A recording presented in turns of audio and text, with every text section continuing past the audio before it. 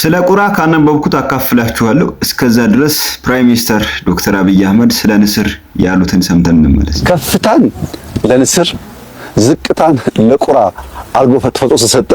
ወደ ላይ የወጡ በሄዱ ቁጥር ቁራው እንኳን ከላይ ሆኖ መደብደብ እንኳን ከላይ መቀመጥ። ቁራ ማለት ምድር ላይ ከሚኖሩ የአዋፍ ዝርያዎች the most intelligent ከሚባሉት የሚመደብ የአዋፍ ዝርያ ነው።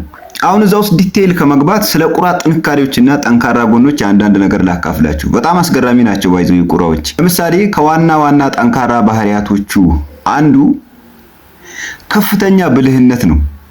ቁራዎች ችግሮቻቸውን የመፍታት ልዩ ችሎታ አላቸው። ለምግብ ማግኛ የሚሆኑ ቁሳቁሶችን በማጣፍና በመቅረጽ እንደ መገልገያ ሲጠቀሙ ይስተዋላሉ። ስለዚህ ከፍተኛ ብልህነት። ሌላው የማስታወስ ችሎታቸው፣ የሰውን ፊት የመለየትና የማስታወስ ችሎታ አላቸው። መጥፎ ነገር ያደረገባቸውን ሰው ለብዙ ዓመታት አይረሱም። አልፎ ተርፎም ለሌሎች ቁራዎች ያንን ሰው እንዲለዩ ምልክት ይሰጣሉ። ሌላው ደግሞ ማህበራዊ ኑሮ ነው። ማህበራዊ ኑሮ ቁራዎች በጣም ማህበራዊ ናቸው።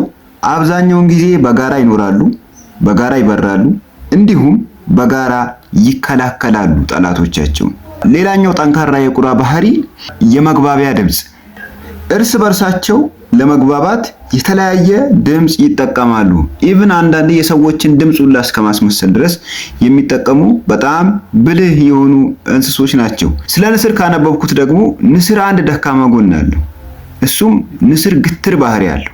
ግትር ባህሪ ያለው ስላችሁ ንስር ሲባል በጣም ግዙፍ ክንፎች ያሉት የአዋፍ ዝርያ ነው።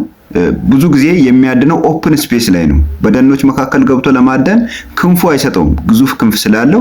ብዙ ጊዜ ሐይቆች ላይና ባህር ላይ አሳዎችን ያድናል።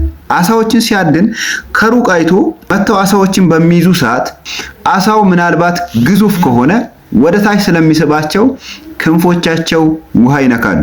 ክንፎቻቸው ውሃ በሚነካበት ሰዓት በመጀመሪያም ግዙፍ ክንፍ ስላላቸውና ያንን ክንፍ እንደልባቸው ማንቀሳቀስ ስለማይችሉ አንዳንዴ ሰጥመው ሊቀሩ ይችላሉ የሚል አንብቤያለሁ። ካነበብኩት ነው።